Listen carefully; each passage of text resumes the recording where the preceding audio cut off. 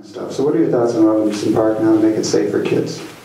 Okay, in our last council meeting, we had a Pine County Sheriff's Deputy representative of this that handles Pine City, and we had pictures of graffiti that was plastered all over the interior walls of our gazebo. The deputy made a presentation to the council of a program that they initiated in Cambridge, and I had went one time myself and talked to Mr. Cole, and he said, well, before you can do anything, you have to have signage in your park so that the city can take control of things. He said, I can't send deputies down there if it doesn't say you can't smoke here, you can't do this, you can't do that, and drug sales is, and this is what I've heard, and some of these young kids come down there, the language barrier died a long time ago because they have a totally new language and they don't care who's around when they speak it. Mothers down there with their little kids and the harassment that's going on down there. So we're working on a program right now in conjunction with the Sheriff's Department to do this. I think Robinson Park is great. I had a couple grandchildren in town, but they moved to Texas, but they just used to love to go to the park. I love the fact that the city quit dumping snow in the park and now they're hauling it away so we don't have to look at that, so that we can see and utilize our park even in the wintertime. A lot of snowmobilers come in and park in the park to get downtown, go to a restaurant or whatever they have to do. I think it's a good thing. I wouldn't like to see our park go anywhere. I don't think it will, but I wouldn't like to see it go anywhere. And that was one of the reasons that the council worked on rerouting of this new bike path to the east of the park along railroad property so that we wouldn't have to give up any properties from the park. Thank you. Thank you, Paul. Brian? Well, one of the things that I hear comments about from people from outside of Pine City when they come to town is how nice it is that we've got a kind of a central park right downtown. I think it really adds a lot to the small town character in a way that we really like, a good way. We've had some issues with it lately, but I hope we don't lose track of the fact that the purpose of a park is for people to come and hang out in, so to speak, and just relax and talk to each other and congregate.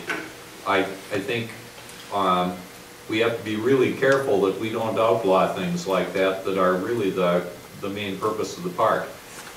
At the same time, when it goes beyond that to a point of vandalism, we need to control that, and I think we've started looking into some different lighting which would make it a little more visible.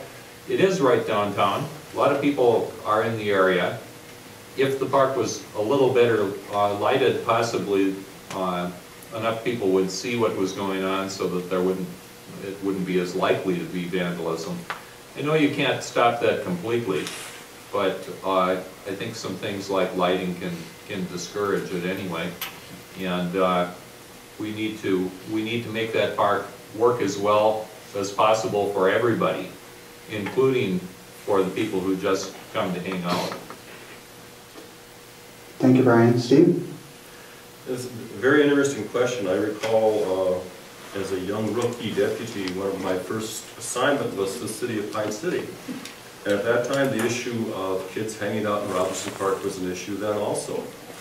And, yes, the park is wonderful. We need to preserve it, keep it as best we can. I think a lot of this is enforcement issues.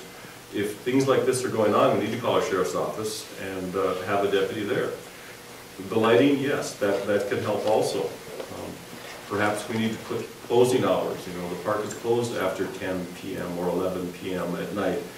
That gives the deputies, okay, you're here, you're obviously violating the law, you can be cited for trespass. I think firm law enforcement is one of the keys here to do this. The lighting issues can also help. The signage, I remember that was, you know, you have to post the sign, the park closes at this time. There could be no smoking, there can be no drinking, things like that. Again, we don't want to close our park up, so on a Sunday afternoon or Saturday afternoon, if mom and pop want to bring a beer to the park and have that with them, to have with their picnic with their kids, or whatever they're going to do, you don't want to have that very restricted, but I think the key to this is enforcement. If you're driving by and you see this going on, or if you're in the park, I think everybody in the world pretty much has a phone in their pocket right now.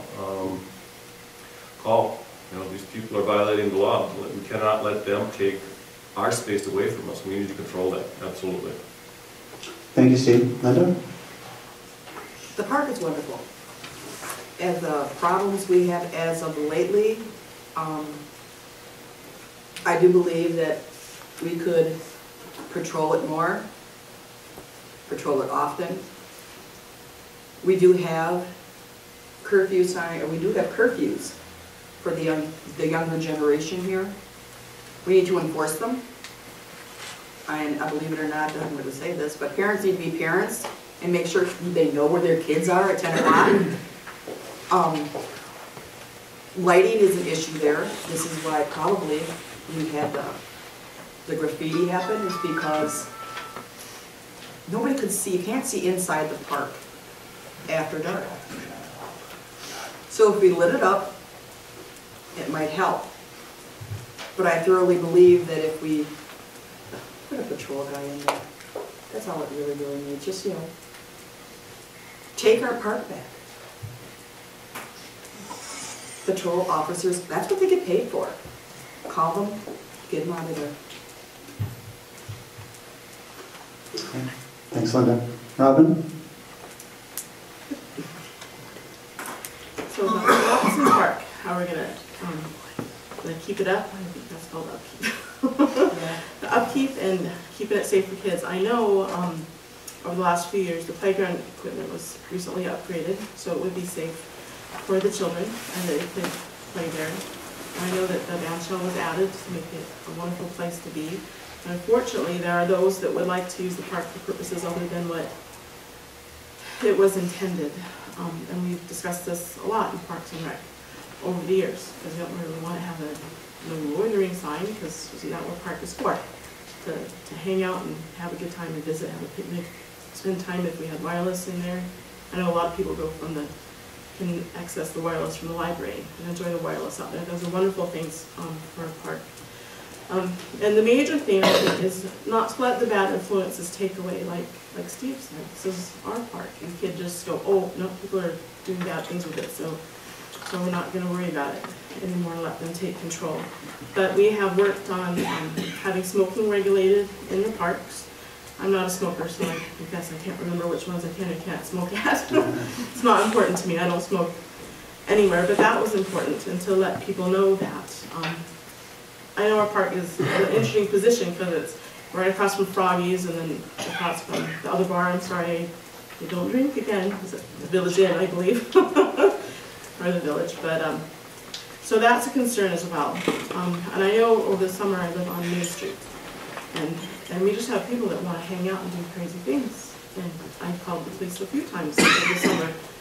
Because at 3 in the morning, we have young kids running rampant in the A&W parking lot. And as soon as they knew the patrol car was coming, somebody must have had some access to the emergency channel. And then they would leave. I am excited that after the last election, we have actually had patrols in town by the Sheriff's Department where they were sadly lacking. And there is a timely response. But the big thing is to communicate it then. We have to have signs. That was the biggest thing in our Parks and Rec. Unless you have a sign and have communicated that to people, you can't really evict them from something they didn't know wasn't right. And if we can all keep an eye out for the vandalism and post a sign if you want people skateboarding and breaking their collarbones and suing the city, then we have to have a sign for that too. So we just need to establish the signage and the expectation and then enforce it. And that'll be a lot better. And the lights are a wonderful idea too.